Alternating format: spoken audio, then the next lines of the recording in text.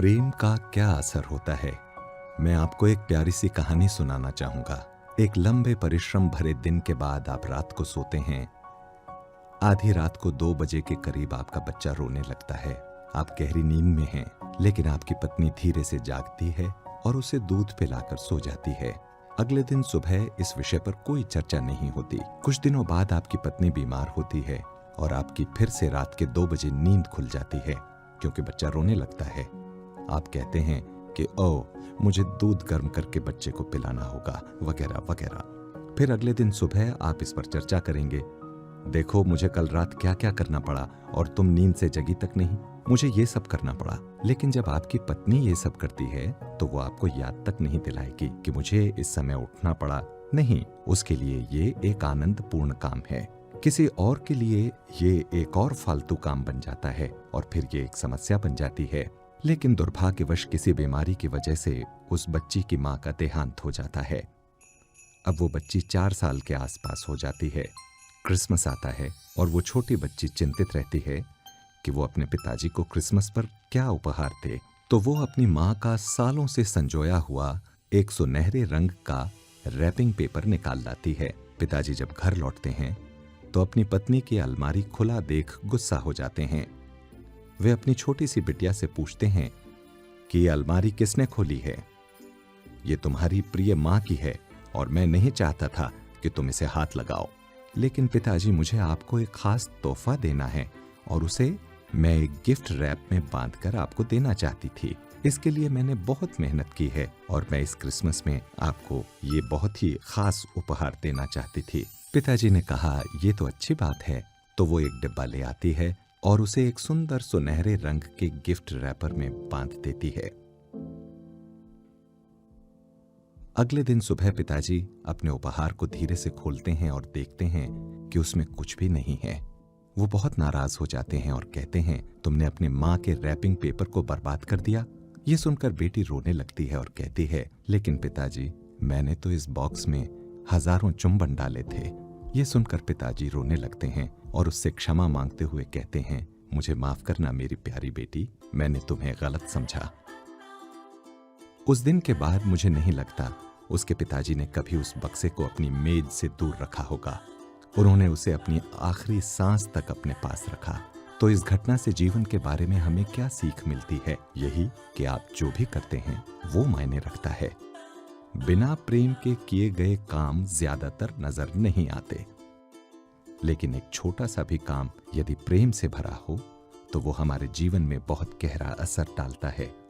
तो प्रेम से किया गया कार्य सदा के लिए होता है।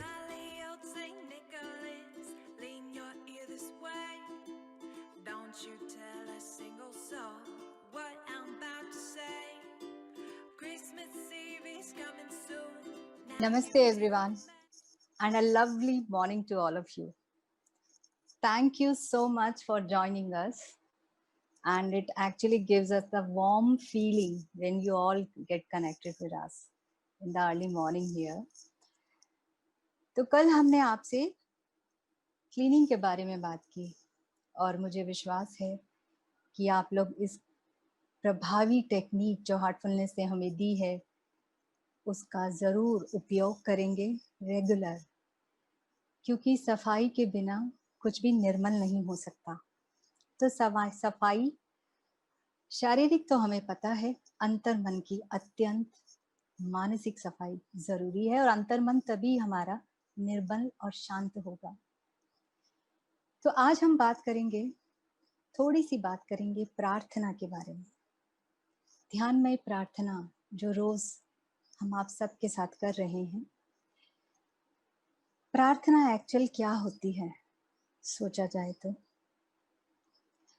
और हर एक धर्म में, हर एक रिलीजन में प्रार्थना के ऊपर बहुत महत्व दिया गया है। हम सब जानते हैं कि प्रार्थना बहुत ही महत्वपूर्ण है और स्पेशली इंडिया में तो हमें छोटे से बच्चे को भी सिखा दिया जाता है कि हाउ इम्पोर्टेंट प्रार्थना इज। लेकिन सवाल ये है कि प्रार्थना सही तरीके से कैसे करनी चाहिए ताकि वहां तक जाए। प्रार्थना तो हम सब करते हैं, परंतु सोचने वाली बात यह है कि ऐसा तो नहीं है कि प्रार्थना सिर्फ शब्दों तक ही रह गई, या प्रार्थना करते हुए हम सिर्फ अपनी घड़ी देखकर ही रह गए कि बस इतना ही समय है और ऐसे ही प्रार्थना करनी है। तो प्रार्थना करने के लिए जरूरी चीजें मैं कुछ आपसे शेयर करूंगी। सबसे पहली इम्पोर्टेंट चीज जो प्रार्थना के लिए है वो है कि जिससे प्रार्थना की जा रही है उसकी उपस्थिति का एहसास हमारे अंदर पहले होना चाहिए। प्रार्थना आप किसी से भी कर सकते हैं, आप किसी जिस ईश्वर को मानते हैं, जिस स्वरूप को आप मानते हैं उनको आप प्रार्थना कर सकते हैं, आप अपने गुरु को प्रार्थना कर सकते हैं, जिस पे भी आपको विश्वास है। जब हम प्रार्थना के लिए बैठें तो सबसे पहले उनकी उपस्थिति अपने हृदय में महसूस करने की कोशिश करें। हम सब ने ये अनुभव किया है, चाहे हम चर्च जाएं, चाहे हम मस्जिद जाएं, चाहे हम मंदिर जाएं, चाहे हम गुरुद्वारा जाएं, कहीं पे भी जाएं, जब भी हम प्रार्थना के लिए तैयार होते हैं, जब भी हाथ जोड़ते हैं, तो आंखें स्वयं ही बंद हो जाती हैं। कुछ अर्थ है इसके पीछे। अपने आप से आंखें बंद हो जाने का अर्थ यही है कि जिससे जुड़ना है उसको अंदर ही आपके हृदय में जुड़ना होगा। तो सबसे पहला जो अनिवार्य अंग है प्रार्थना के लिए वो ये है कि उनकी उपस्थिति का एहसास कुछ पलों के लिए आंखें बंद कर अपने अंदर करें, तब शुरू होती है प्रार्थना। और जब हम प्रार्थना करते हैं, जैसे कि हार्टफुलनेस प्रार्थना में हमें बताया गया है कि प्रार्थना तब अत्यंत प्रभावी हो जाएगी जब हम प्रार्थना हम सबके लिए करते हैं, केवल अपने लिए ही नहीं। क्योंकि मानवता या मनुष्य हम सब एक दूसरे से जुड़े हुए हैं, दिव्यता हमारे अंदर ही है, और उस दिव्यता के साथ जुड़ के जब प्रार्थना मैं की बजाय हम में करते हैं तो उसका प्रभाव 100 गुना से भी बहुत गुना ज्यादा हो जाता है। और प्रार्थना करते हुए यह महसूस करना चाहिए कि जब भी हम प्रार्थना करें हृदय पिघलना महसूस होता है। पिघलने का मतलब है प्रार्थना शब्दों तक ही सीमित ना रहकर हम उसको महसूस करने लगते हैं। वो होती है सही प्रार्थना।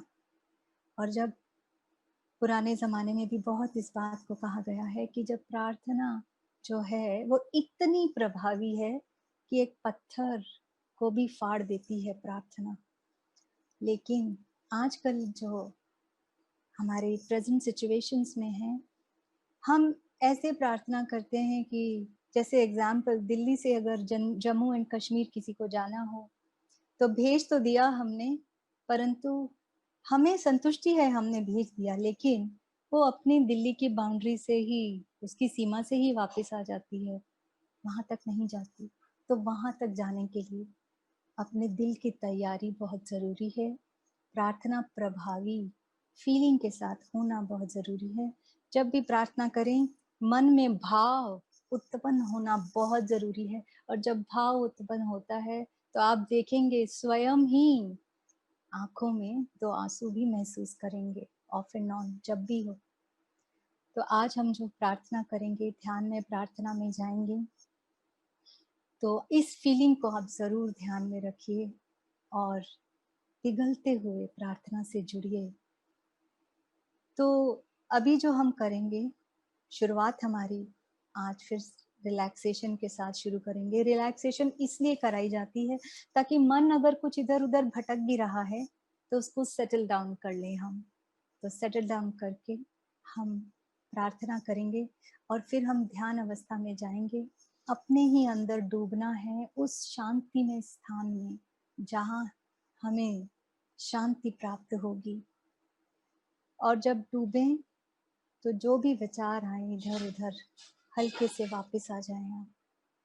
तो जैसे मैं आपको बताने जा रही हूँ, जो निर्देश मैं आपको देने जा रही हूँ, कृपया उन निर्देशों का पालन करें। तो शुरू करते हैं। आराम से बैठ जाएं और अपनी आंखें बहुत ही हल्के से बंद कर लें, बहुत आराम से।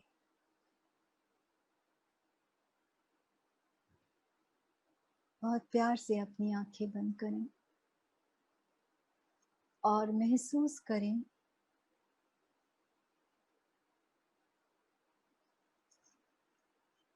कि धरती से हीलिंग एनर्जी ऊपर आ रही है और आपके पैरों से प्रवेश कर रही है। ऊर्जा धरती से ऊपर आके आपके पैरों से आपके शरीर में प्रवेश कर रही है और आपके पैरों को रिलैक्स कर रही है।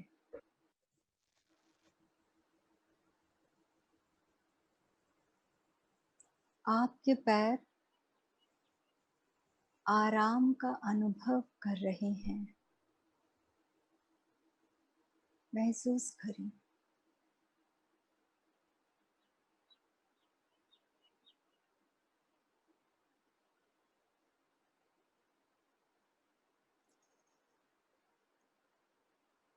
पैरों से होते हुए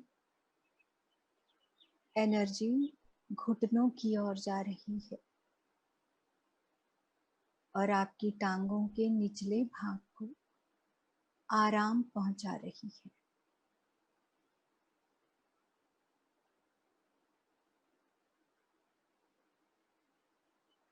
आपके घुटने आराम का अनुभव कर रहे हैं।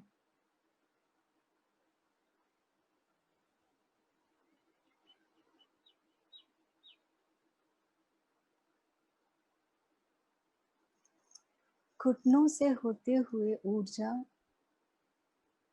आपकी जांघों में प्रवेश कर रही है और आपकी थाइस बिल्कुल रिलैक्स हो रही हैं।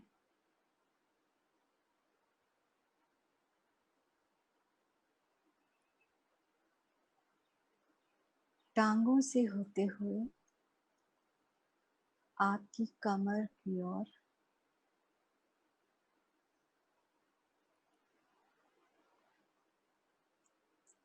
कमर से होते हुए पूरी पीठ।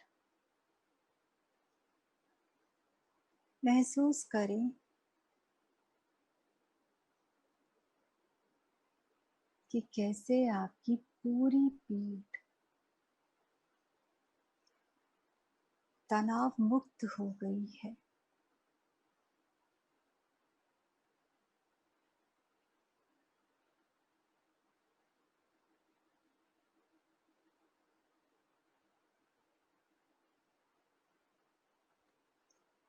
ऊर्जा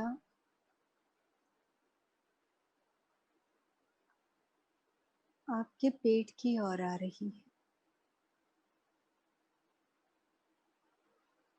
एब्डोमेन, पेट, पूरा चेस्ट एरिया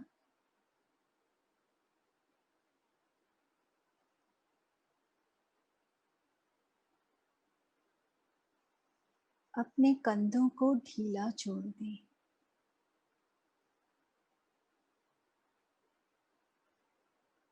महसूस करें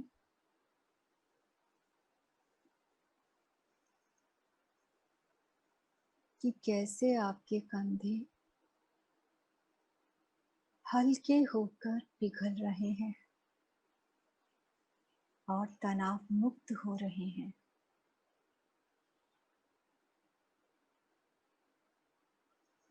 कंधों से होते हुए ऊपर की बाहें, कोहनी, आगे की बाहें, आपकी कलाई, हाथ, उंगलियां और उंगलियों के पोरों से बाहर की ओर प्रवाहित हो रही है।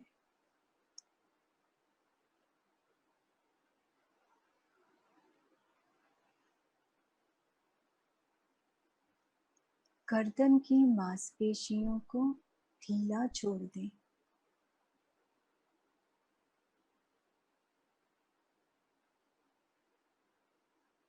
आपकी चिन, जबड़ा, मुंह, चेहरे की मांसपेशियां, नाक, कान,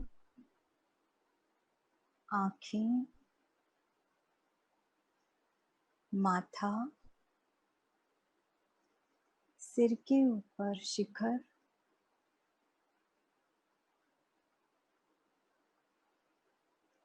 और फिर पूरा सिर।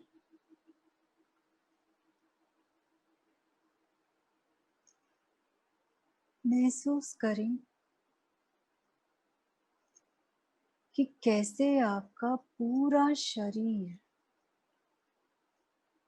सिर से लेकर पैर तक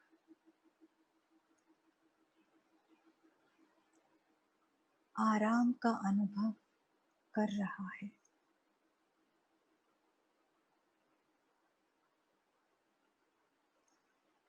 अब अपना ध्यान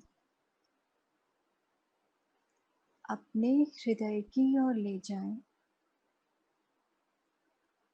बहुत आराम से।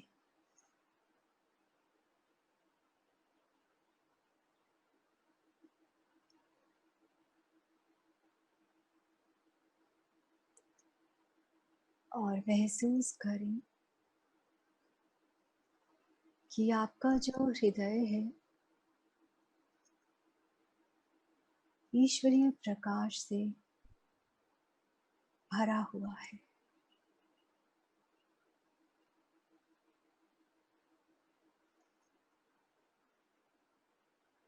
अब यहाँ हम उस प्रार्थना के लिए तैयार हैं।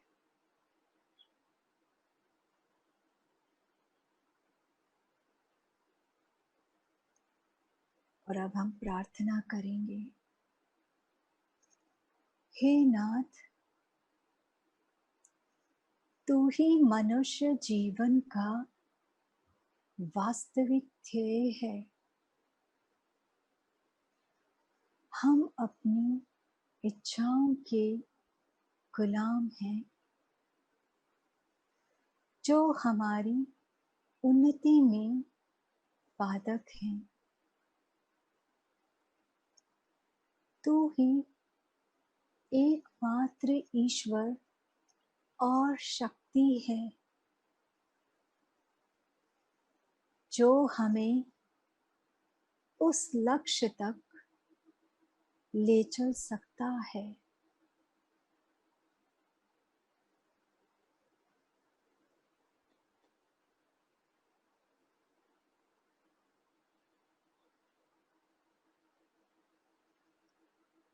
इसी दिव्य प्रकाश में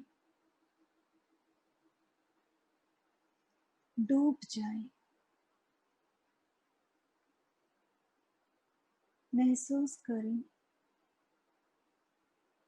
कि यह दिव्य प्रकाश आपको अपनी ओर खींच रहा है, अंदर की ओर।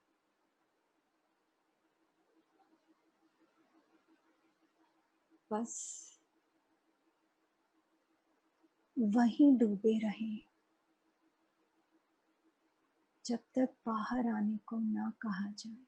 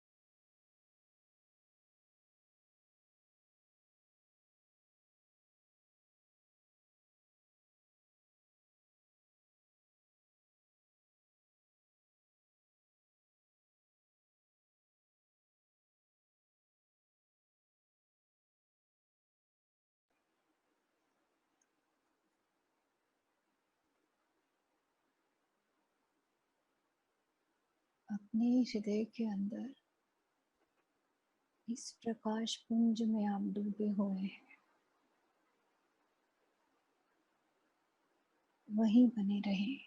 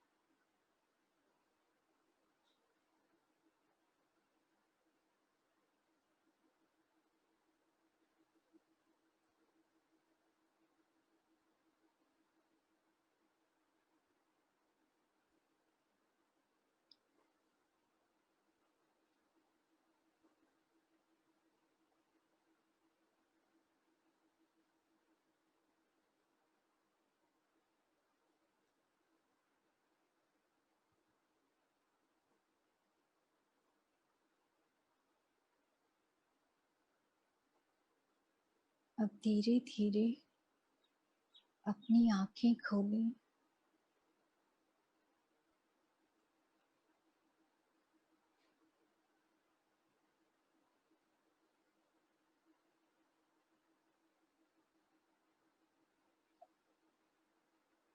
अपने अनुभव को अपनी डायरी में जरूर नोट करें। अगर आप डायरी में अपने अनुभव को नोट करते हैं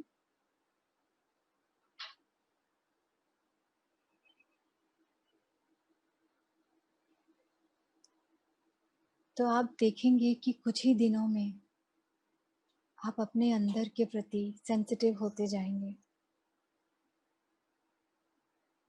तो आशा है आप लोग ज़रूर अपनी प्रार्थना करने के तरीके में बदलाव लाएंगे और दिल से जुड़ेंगे जब भी आप प्रार्थना करेंगे। जो भी हम टेक्निक्स हार्टफुलनेस द्वारा यहाँ बताई जा रही हैं, जैसे सफाई की बताई, आज प्रार्थना, ये सारी टेक्निक्स आपको अपने अंतर मन को शांत करने में अत्यंत प्रभावी और आपके लिए बहुत सहायतापूर्ण सिद्ध होंगी। आप किसी भी हार्टफुलनेस ट्रेनर से अपने घर के पास बिल्कुल फ्री ऑफ कॉस्ट, क्योंकि हार्टफुलनेस किसी भी सर्विसेज की कोई चार्जेस नहीं लेता है, आप जुड़ सकते हैं, मिल सकते हैं, बात कर सकते हैं और व्यक्तिगत रूप से मेडिटेशन को अनुभव कर सकते हैं। हमारी हार्टसेप भी आपके लिए सेवा में उपलब्ध है, हमारे टोल फ्री नंबर्स भी आपके लिए उपलब्ध हैं। आप कभी भी उनके थ्रू संपर्क कर सकते हैं और आप हमें अपने कमेंट्स ज़रूर भेजें। कैसा आपको लग रहा है, क्या आपका अनुभव है, कोई प्रश्न है, ज़रूर हमें भेजें, हम ज़रूर उसको रिप्लाई करेंगे और उम्मीद करेंगे कि रोज़ आप हमारे साथ ज़रूर जुड़िए। बहुत बहुत धन्यवाद।